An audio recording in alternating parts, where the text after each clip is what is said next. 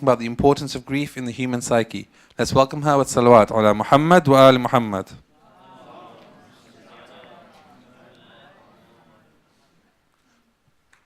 Maria is an award-winning professional theatre director and practitioner with international experience as a trainer and facilitator of communications in the private and public sector. She has 20 years of experience in a range of different areas, and she's brought these unique talents into the Muslim community. She supported teachers from Wessex Madrasa to other places within the Council of European Jamaats, and she has a master's in ethical leadership at King's College London. She also has a mental health first aid workplace associate trainer and is leading on a bespoke mental health awareness training for Harrow Council. Salawat.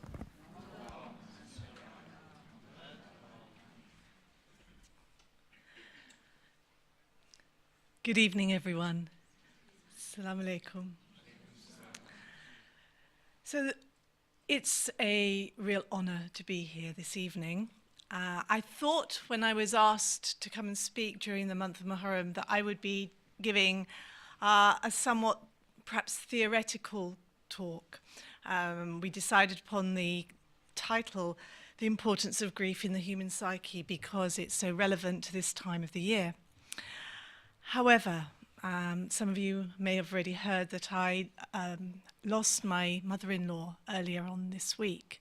So from being what I thought was going to be a talk about how you move from grief through all the healing processes and then into a state of feeling, I think, blessed for all the learning that comes through these difficult times, I find myself propelled back into a state of grief and the wounds reopened again. And I did at one point think, gosh, that's quite challenging. And then I thought, actually, it's also a huge opportunity to be able to make the course, this talk, as real as possible. So I'm going to try to do that. I hope there'll be time for some questions and to get to know a little bit about your thoughts around this really challenging subject as we go through. So I'm going to try and pull together some threads from different aspects of my life, from my life in the theatre world and really my love of stories.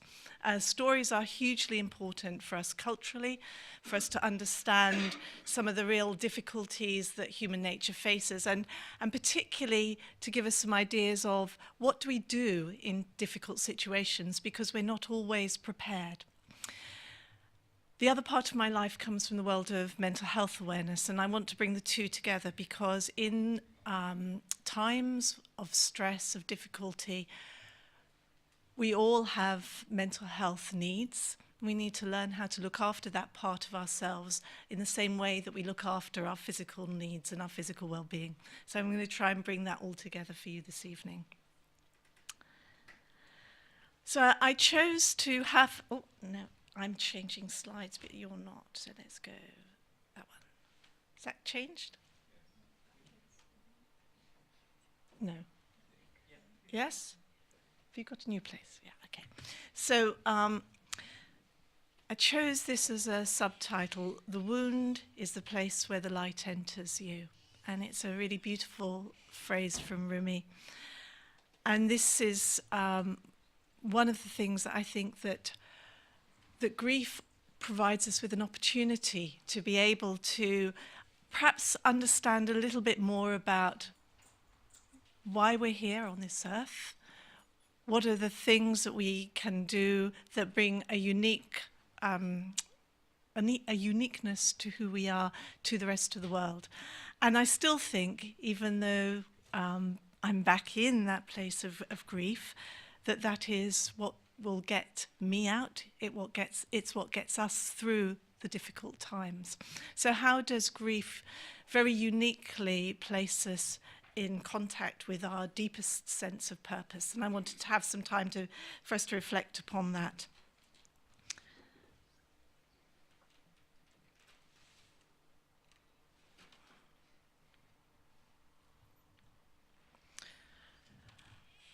And in reflecting, I wanted to bring us to the attention of taking time to grieve. So we live in really a busy world where lots and lots of pressures come in on us, our work, our families, what we want to achieve, what we think the politics are of the world in which we live, how do we manage all of that. And grief takes time. I wanted to share a poem with you. So part of the learning about literature and how literature and stories work is to see how people frame some of those really difficult, challenging feelings. And this is a poem called Time Does Not Bring Relief. Time does not bring relief. You have all lied. Who told me that time would ease the pain from me? I miss him in the weeping of the rain. I want him at the shrinking of the tide. The old snow melts from every mountainside, and last year's leaves are smoke in every lane. But last year's bitter loving must remain, heaped on my heart, and my old thoughts abide. There are 100 places where I fear to go, so with his memory they brim, and entering with relief some quiet place, where never led his door or shone his lace, I say, there is no memory of him in here, and so stand stricken, so remembering him. And I think this poem sums up that sometimes it's really hard to move through grief, and sometimes we do find that time doesn't heal, and sometimes when people tell us things like, oh well, just give it time, perhaps that's not always the most helpful thing to say, because some people don't feel that. So how do we find ways that help us move with and through grief and honour all the diversity of feelings that this brings up? So I wanted to talk about time and how time is very much a part of the journey.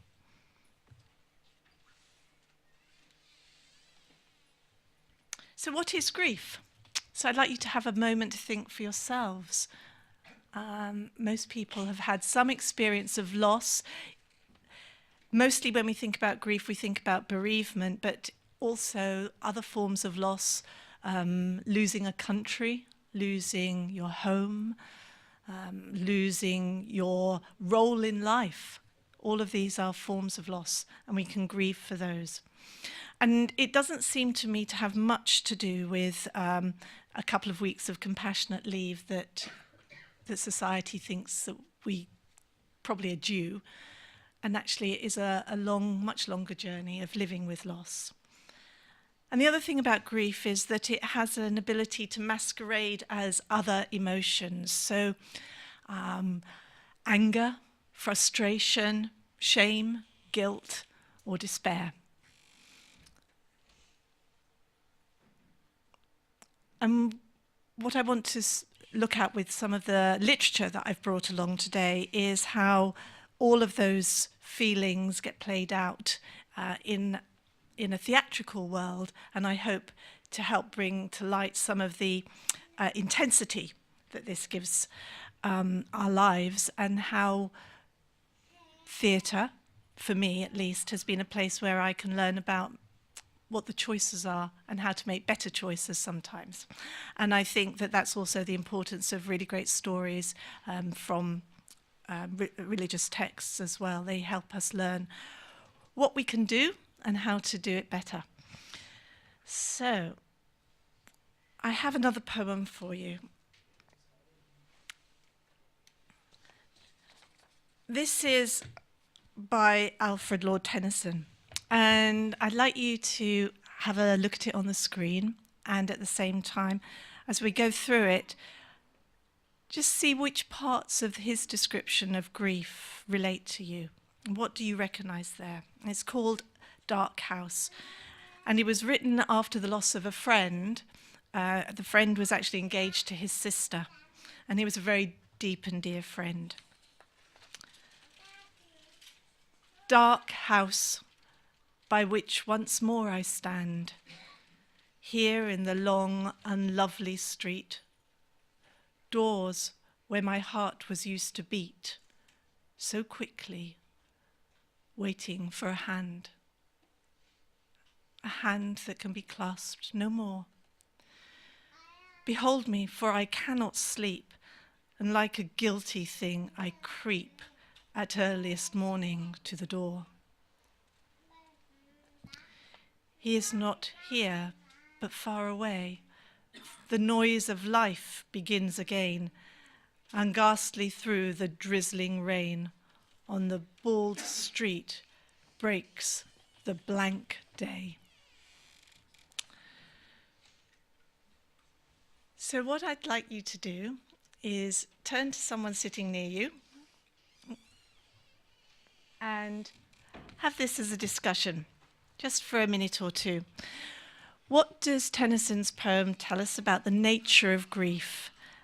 And what are the thoughts and feelings and physical signs and behaviours of grief that you're aware of? So perhaps have a conversation with somebody sitting next to you. I'm sure this might be a little bit unorthodox, but what did you notice? And we'll put the poem back up.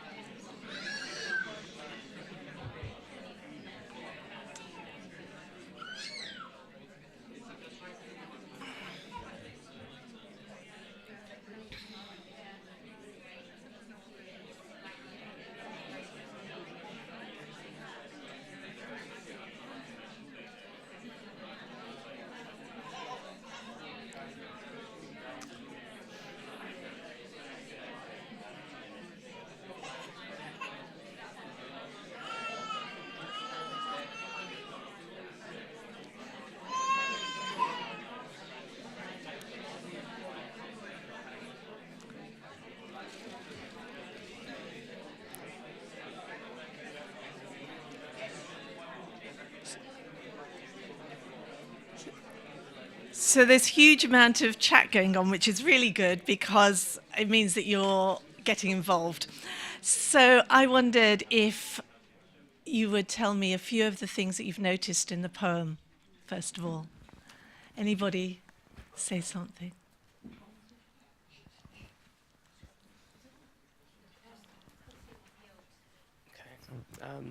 Assalamu alaikum. Islam. So we were discussing how, on the one hand, whether or not he came intentionally back to this place to recall pain in some manner or memories, versus it was the habit of passing by these places that tangentially always reminded him of the thing. And the other point that I think came up, which I'm still stuck on a little bit, was the relationship of grief to nostalgia, and the question about in terms of physical signs, there's a similarity to returning to a place of memory, to stopping, pausing, reflecting, looking at details, or recalling information and experience. But it does seem a bit that there might be a difference of kind, of magnitude, when it comes to grief versus nostalgia. But Thank you. So that's a really lovely point, that there's either the possibility that the person wants to hold on to his grief and revisits the site for that particular purpose, or whether a sort of unexpected coming across somewhere actually triggers those feelings of grief. And I think that that's exactly what poetry does. It brings up considerations of a number of options, and we may or may not have exactly the right answer because we're not in Tennyson's head, but it can fill us with that ability to reflect upon those things. And indeed, grief has that ability to do both of those, doesn't it? Sometimes we do want to go back and we do go over things, and there's a conscious sort of ruminating can be really helpful, but it can also stop us from being able to reframe and rephrase some of the experiences that we've had as well. So it has two sides to it, absolutely. Anything else, anything on the ladies' side that you would like to share? Thank you, yeah. The noise of life begins again.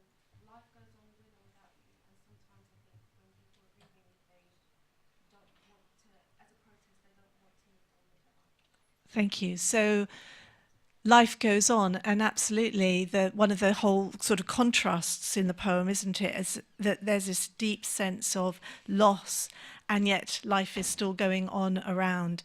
And is life calling that person back, or are they shutting themselves off?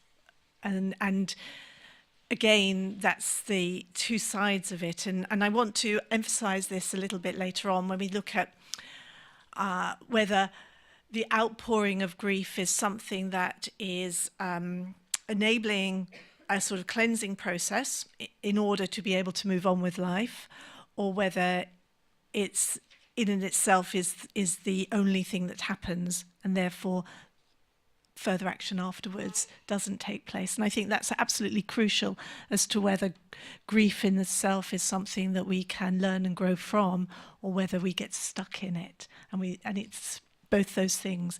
And again, the literature that I'm going to share with you, I think, shows that that is a crossroads that we stand at with grief, that it places us right there, that we can get stuck and we can say, my life is over, or we can learn and grow and reshape the story in some way so that actually new meaning comes in. And that takes more energy and more effort and actually more support as well, but ultimately changes lives and changes our own lives. So thank you. Anything else anybody would like to add? Yeah.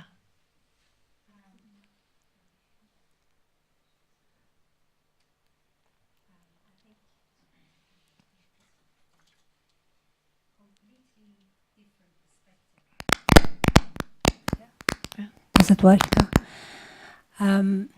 If you have a purpose in a life, and you train yourself from the beginning, who you are, where you're coming, where you're going, and this life is just a learning, that trainee from the earliest stage of life allows you to grow in such an extent of being that the grief no longer can touch you. If you understand what I'm trying to say. I do, yes. So you become in such an even mood that you see that as a gift from your Creator to you, because He is the life and He is the one. And if your attachment is to Him, no matter what happened, it just that grief or anything else in this worldly life, which is materialistic in many forms, does not touch your feeling, and then you're just steady. And you carry on. I just wanted to correct something. It's not Rumi, it's Muhammad Jalaluddin Balkhi. Oh, was it? Rumi is a sort of nickname that they gave him when they translated his poetry into English. And Rum is an Arabic word for West. Okay. So it would be nice to always use his own name. Is that all right? Of course it is. Thank you. Thank you very much. Great. So some reflections upon what it feels like to be in that place of grieving, and the sort of feelings and processes that grief throws up to us. So the possibilities of behaviours,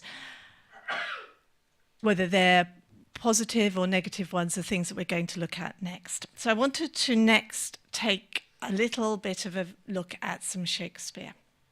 So, Hamlet.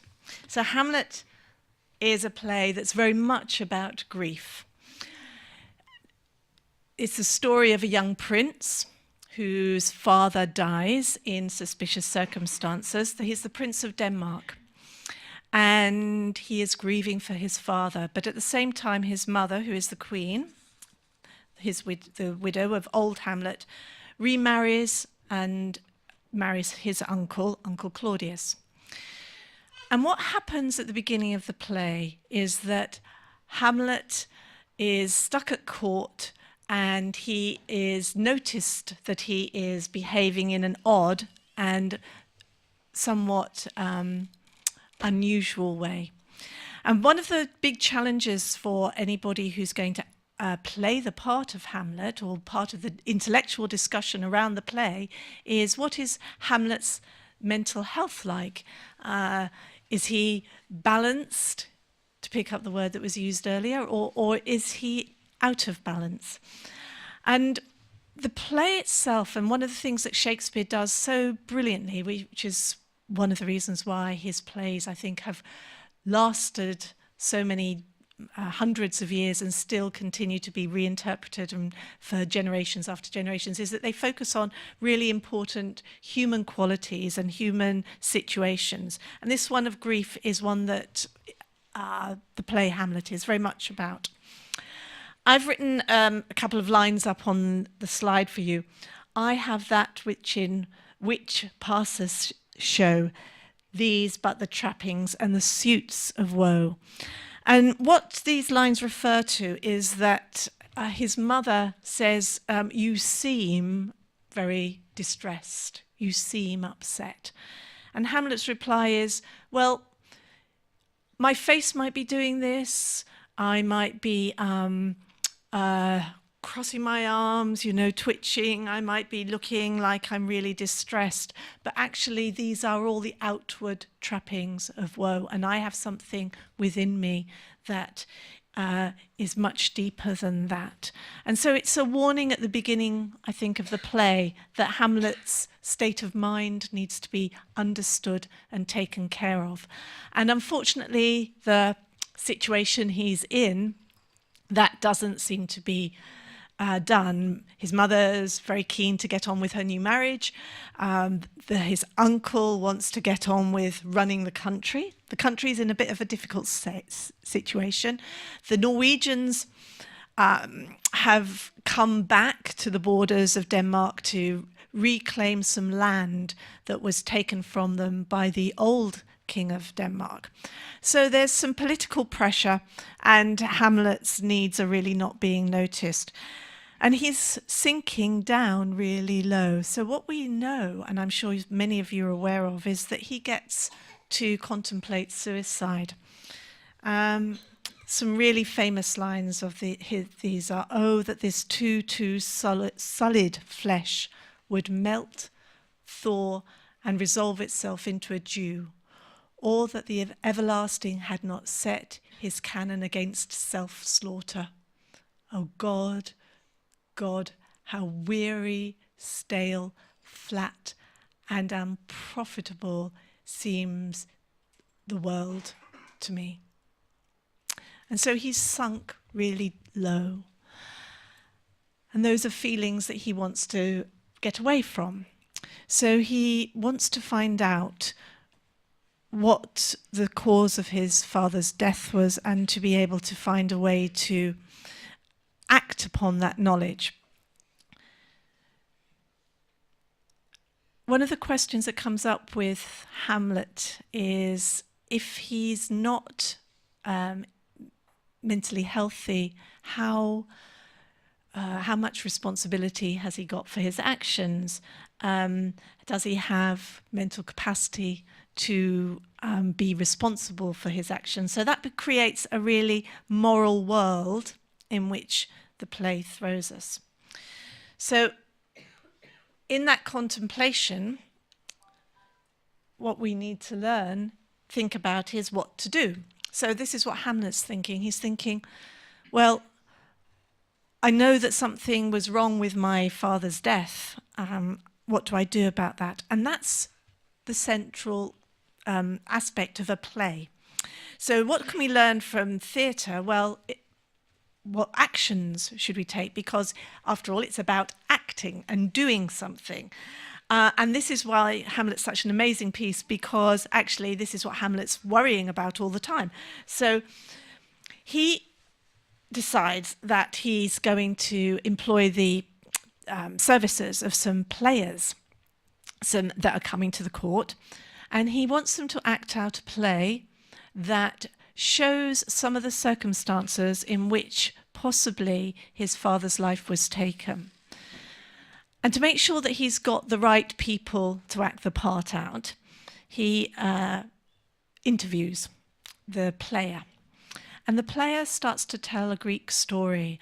And as he's telling the story, he starts to cry. And this leads Hamlet to think, what is Hecuba, who is the Greek queen, to him, or he to her, that he should weep for her? What would he do had he the motive and the cue for passion that I have? So there's Hamlet stuck, wondering, well, what do I do? I've got all this grief. I suspect that my father was killed by my uncle. I don't know what to do about this. And he's stuck there wanting to change his feelings, perhaps wanting to put the world right, but he doesn't know how to do it. And he takes a step that actually starts to unravel the tragedy. So this is where I want to do a little deviation for you. Here we go. Just about tragedy, because we talk about the tragedy of Imam Husayn as well. And tragedy has a very specific form in theatre, which comes from Aristotle. And I think it's relevant. So I'm trying to knit up theatre and now the whole events around Muharram and mental well-being. So with tragedy from ancient Greek theatre, what this was about being able to provide a context in which two emotions really are raised, pity and terror. And within the telling of certain stories, a cathartic experience will be had. So there will be expectation that the spectators of the plays, so these would be those ancient Greek dramas like the story of Oedipus or the story of Antigone or the story of Electra or Orestes, that they would help the spectators understand the nature of some of the big themes that affect us as human beings. And in that, there is a cathartic experience. In that, some kind of outpouring of grief will be experienced, and therefore people will leave the theatre arena, those big amphitheatres, in a more healthy state of mind. And what we know is that Shakespeare was a really important, he had a lot of scholarship. He went to grammar school. That's a very topical situation at the moment, isn't it? He went to school, he learned his Greek and his Latin, and he tried to write his tragedies, of which Hamlet is one, along those lines that Aristotle says that it's important to arouse these feelings and to present a situation in which human beings can learn.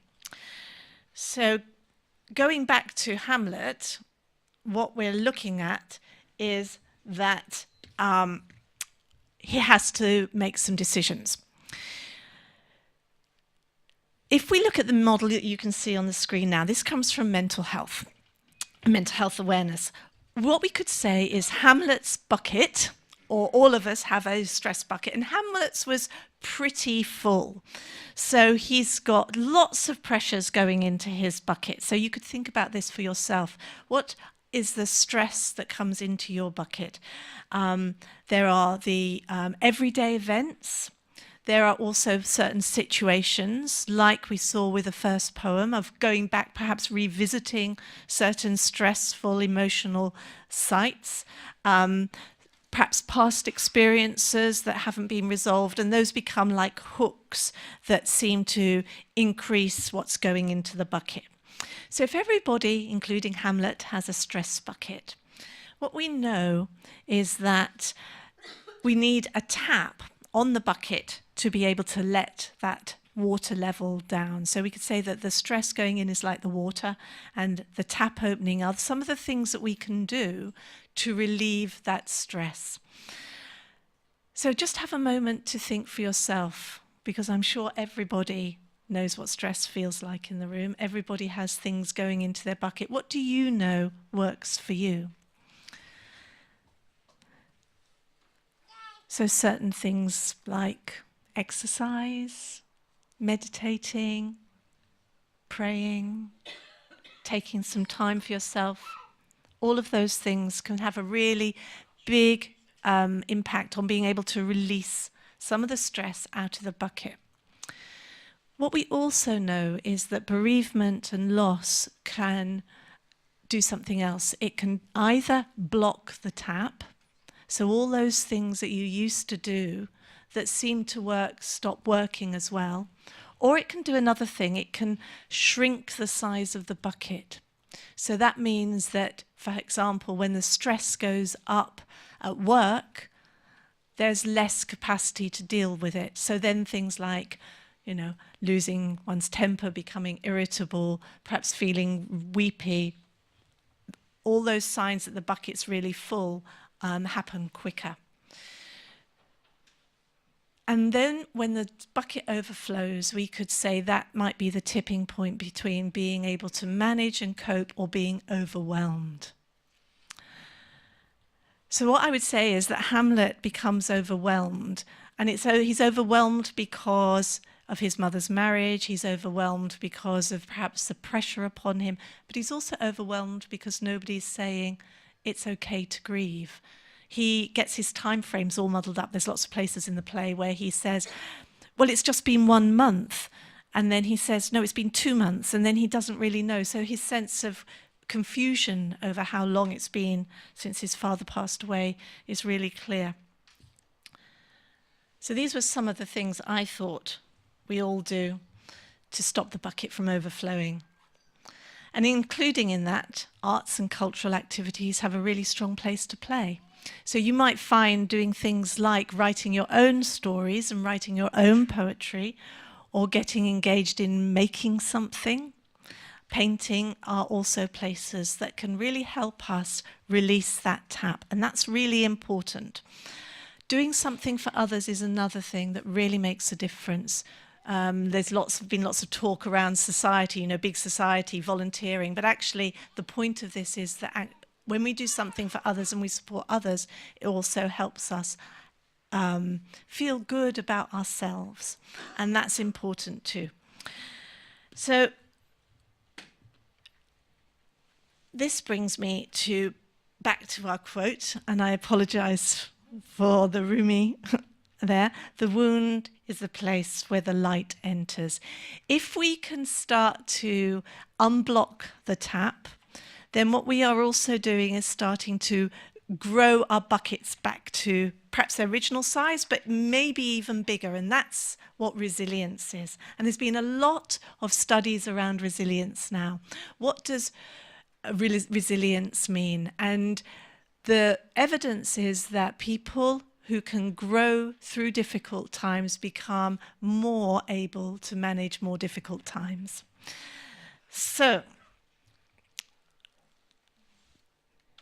some qualities of resilience. This is some work that has been done in and around leadership development and coaching. And I think these are really useful little points. So the first one there is about self-belief. Trusting in your own actions and your capacity to deal with whatever comes your way. So now this is really relevant when we think about what our sense of identity is. What is the self story, I suppose, that we hold inside? Perhaps a way of thinking about that might be, supposing you had been working in an organization for a long time, and you thought that a promotion was coming up, and you've been really dutiful in your organization, and you've been working hard, and you expect the promotion to be yours, and it isn't. And the reflection might be, well, I've become a victim somehow of this. So then the self-belief becomes around being a victim, but actually looking into that a bit deeper, being able to say, well, actually, maybe it's time for me to move on. Maybe it's time for me to find a new job. So that actually what we hold as our core self-beliefs can make a real difference to the extent of resilience. Elasticity is another quality, being able to be flexible. Human beings, on the whole, prefer things to stay the same than to change. But being able to move with change, to accept change, is part of being able to be resilient.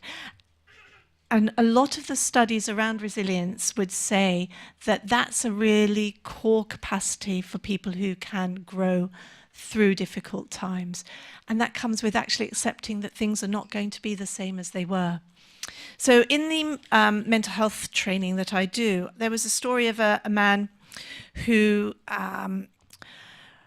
went to university. He had an accident. He lost his leg. He had lost his leg in a motorbike accident, and he started to self-medicate. He started to try and take the pain away by drinking alcohol and taking drugs. And this led eventually to him developing psychosis, and eventually he had a diagnosis of schizophrenia. I met him much later on in his life, where he has learnt to accept many of the things that have happened to him, and he's come back to being an incredibly intelligent speaker around stigma and mental health. And I think that that sense of being able to accept the changes that have happened has been an important part of his journey. It's already been talked about having meaning, but having meaning, knowing that your life has purpose, is incredibly important for resilience. Recently, on one of the leadership development programs, we were talking about the purpose in life, and the reference was to the Prophet Yunus's story of being sucked into the belly of the whale, and there having to really submit to God and to accept that actually he'd probably messed up a little bit on the purpose that he had been assigned. And in that acceptance, then he was restored back to land. But he was given a purpose. And sometimes we can all turn away from our purpose, but being able to connect to what that is at a deepest level. And sometimes when we are in our most vulnerable spaces, as was Yunus, I think that is the time that we see it most clearly as well. So although grief presents us with a lot of challenges, it actually, in my own personal experience, is a time of being able to reflect much more deeply and actually being able to make more sense of life. Other factors around qualities of resilience: solution finding, being able to look for solutions and use the resources, whatever's available. So that's really important, because sometimes what happens is we can be positive in our thinking, but actually it's not very grounded. And of course, if it's not grounded in reality, then we stand the risk of being disappointed again. So being able to be real about that and use those resources. Support, having somebody to support you, having people around you, but also being able to support others. Doing something for others, being proactive about that, taking charge of the situation. And I mentioned being aware that perhaps somewhere deep inside we might be holding a victim mentality, and actually choosing to not focus there, because what we focus on grows. Having some emotional control, being able to see things in perspective. And that, I think, is where, again, literature, being able to use poetry or stories or writing our own narratives, helps us get a perspective. And I've mentioned about that realistic positivity. So the reference for this is from someone called Carol Pemberton. Her book is called Resilience, A Practical Guide for Coaching. So I hope that some of those tips might give you some thoughts about some of the things that you might be able to do. And of course, we might be more adept at doing some than others, but notice that the whole package together can really help us through those difficult, challenging times. I'm aware of time, so I'm going to move on a bit. So I wanted to bring us back to the story of Imam Husayn and just ask us to reflect on what elements of his story help us learn about, particularly about resilience. And for me, it is this question about being on purpose. And having purpose helps us persist even through the most difficult times. And the relationship of purpose to legacy is the other thing that I wanted to mention here. So this is a quote from a 20th century writer.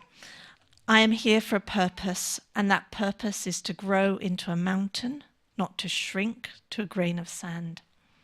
Henceforth, I will apply all my efforts to become the highest mountain of all, and I will strain my potential until it cries for mercy." One of the things that has really affected me through the loss of my mother-in-law is that some of the little niggles that I had with her, and some of the judgments that I would make about who she might be, have suddenly dropped away, because what I saw so clearly when I was going round her house was the purpose of her life, and her life was her family. And it's there. She had a lot of loss in her life, and yet, even with a diagnosis of a condition that she knew was terminal, and she was actually given only a couple of years to live, she actually was able to put all of that to the background and to live her purpose, which was to keep going for her family. And she lived actually for another 7 years, remarkably so. When the purpose of someone is clear, I think that that is what we see in them, and that is what we want to hold on to.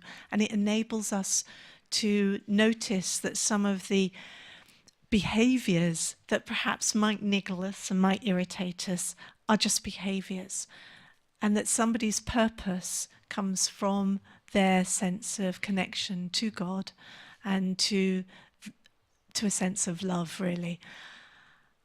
And that, I think, comes through also in the story of Imam Husayn, that actually he kept his purpose right to the very, very end. And it's because of the purity of that purpose that his legacy lives on.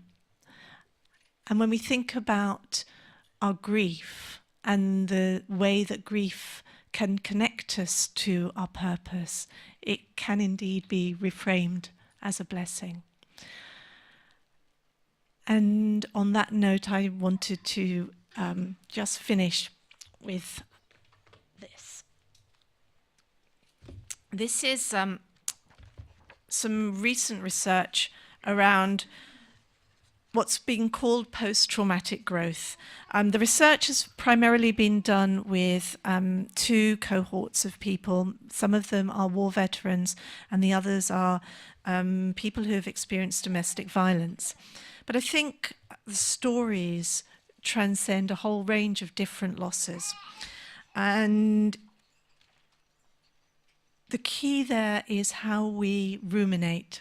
So having purposeful rumination, a bit like going back to our dark house, we can either revisit and revisit and revisit to hold on to old stories about ourselves, or we can revisit in a purposeful way to try and create new meanings and new understandings to connect us more deeply to the purpose that we're here. And so final story is about a man called Nickel. Nickel was in the US Army. He was sent to Iraq as a tour of duty, and he was in a situation where there was a bombing and many of his colleagues lost their lives. He was returned to America. He was very badly physically wounded, but he was also wounded in his head. He had lost quite a lot of his frontal cortex, where meaning and decision-making took place. So a bit like Hamlet, stuck in a world of not knowing quite what to do. he started to get some rehabilitation. But in that process, he started to develop a lot of paranoid thoughts. And one day he thought that his pet dog had been stolen by a neighbor. So he took a gun and he went to try to find his dog by shooting through the locks of his neighbor's doors. Prior to that, he'd been working as a prison guard. And so when he was arrested, he was put into solitary confinement because it wasn't safe for him as an ex-prisoner, prison guard, to be in with other prisoners. And in that period of time, he had a lot of time for reflection. So this is what it says about that period in his life. In his 8 months in solitary confinement, Nikhil had nothing to do but think about his life, his past as well as his future. He was using deliberate rumination, taking charge of who he was going to be. He says, I decided that if I was going to get out, I was going to reinvent myself. He had enjoyed his appointments with the social workers at the Department of Veterans Affairs, and the thought of helping other veterans who were struggling like he was appealed to him. I decided if I could go out there and if I could be given the opportunity to change, I will go back and help others who have got to the same point that I was in. He managed to get quite a light sentence based upon some of his war history. And actually, he hadn't killed anybody, but he was accused of a number of different offences. But he had some rehabilitation.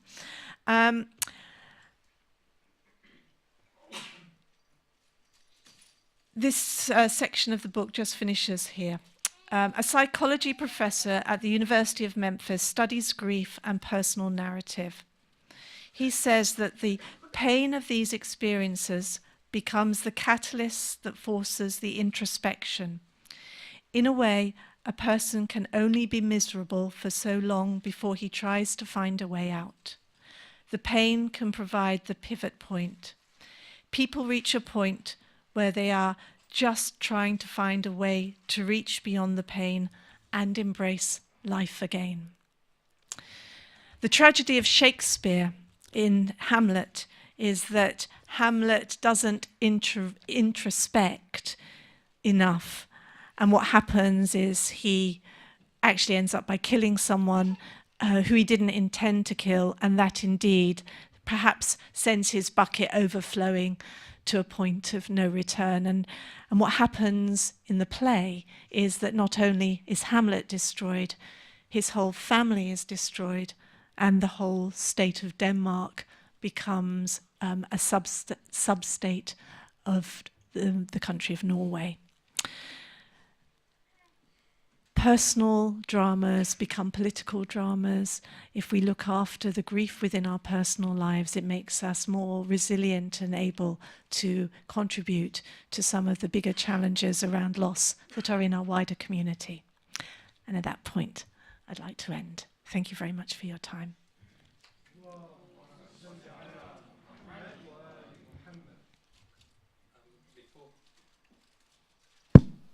Before we start with the question and answers, can we please recite the Surah Fatiha for Maria's mother-in-law who passed away earlier?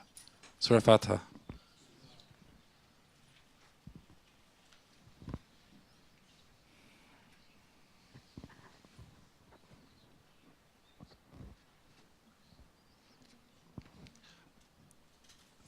So we'd like to have any questions?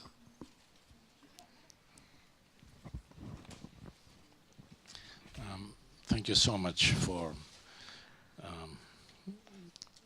facilitating more thoughts in my mind. And I have a couple of strands of thoughts, and I wonder whether you can help me bring those together.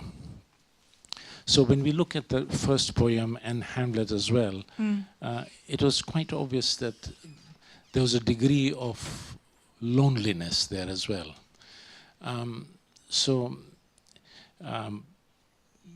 Family grieving, or grieving within a larger group, or indeed communal grieving, and relating it to how the Shia community grieves in the context of Karbala. does that facilitate creating more holes in that bucket, if you like? The tap is controlled by yourself, but the others can probably create more holes in that bucket. And if I may just carry on, and if look at Hamlet, there was almost the need to suffer, with a feeling that I would be doing injustice to my dad if I didn't suffer a little. Yeah. So again, in the context of the Shia community and Karbala, if you relate, and as an extension to that, the self-flagellation, what does that do? And how does that help with the grieving? I don't know if you can. Yeah. So I had thought about this actually a little bit, and I think you're right to relate it back to the bucket image. Different ways to open the tap, yeah?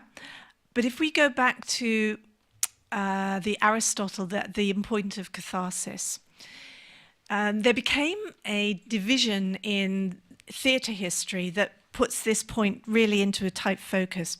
And the division came actually at the point of modern times, and particularly focused after the Second World War. And what the argument is that if we have a catharsis, does that just mean that we come back 1 month, 2 months, revisit the same, and we have to sort of keep doing it over and over again to get the same effect? Or is the point to actually initiate a change of action so that we do something differently? And that's where I think the image might be that we actually start to have that experience. Yes, we can reconnect to those deeper feelings of grief, but then we need to do something about that to build bigger buckets as well. And that certainly has become, from a theatre history point of view, a big discussion about, well, what's the point of theatre? If it's just to have a sort of bit of entertainment around something that makes us feel sad, then why do we publicly fund it? But if it's about actually provoking thoughts about the world in which we live, coming to a deeper understanding and a deeper realization, and that can be on an individual level as well, then yes, then there is some real purpose for that. And so relating it back to your question about re-experiencing some grief around the events of Karbala, my thoughts are that it's all very well to turn the taps on, and having help to turn the taps on, because the bucket can get really full, and sometimes when we're crying for one thing, we might be crying for something else. I think that does happen. That's been my own experience of grief as well, that when the tap got opened, it was hard to turn it off for a while, and lots of things that had been sitting around in the bucket for a good while came out as well. And I think that that's okay.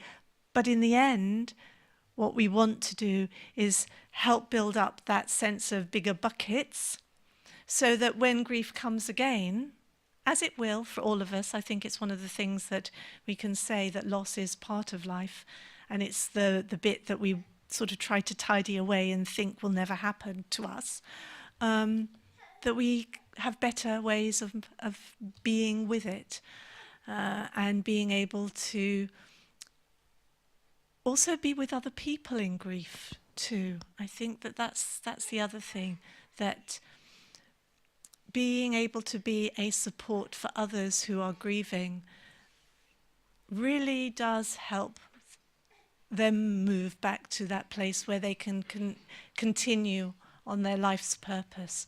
I think grief can sometimes be one of those things that feels like it's a derailment, but it doesn't have to be.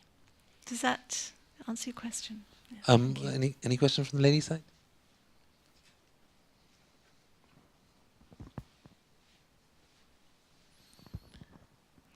Okay.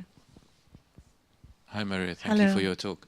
I actually did want to ask a very similar question to Dr. Nazar, but he stole it from me, stole the glory.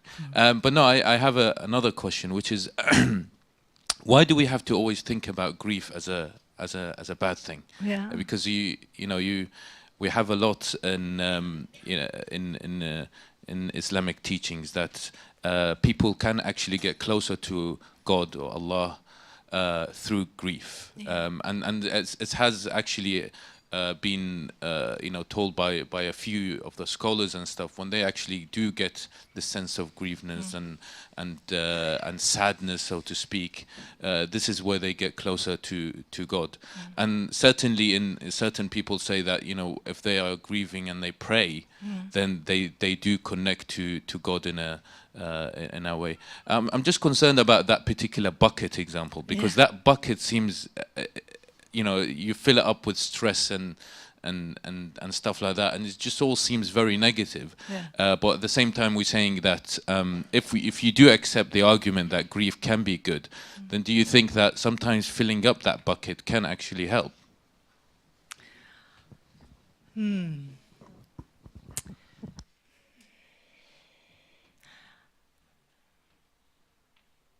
I think we can't help the bucket get full up.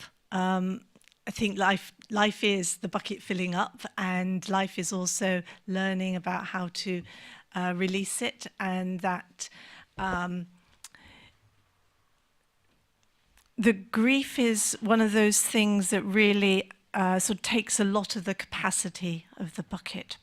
So it's not in itself a negative thing, but it can become a negative thing particularly if it compounds with other aspects of our lives that stop functioning well. And I think that's where we have to give space and time for grief, so that those other dimensions of our life can be as wholesome as possible.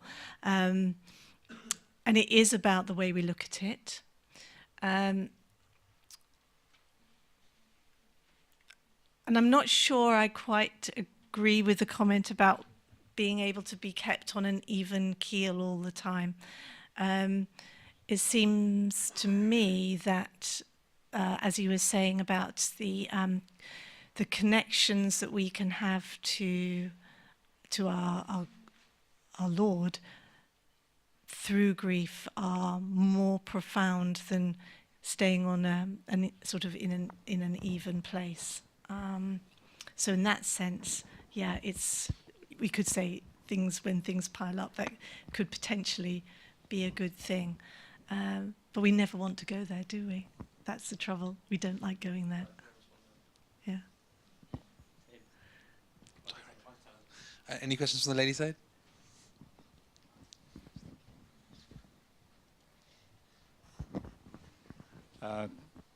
Thank you, Maria.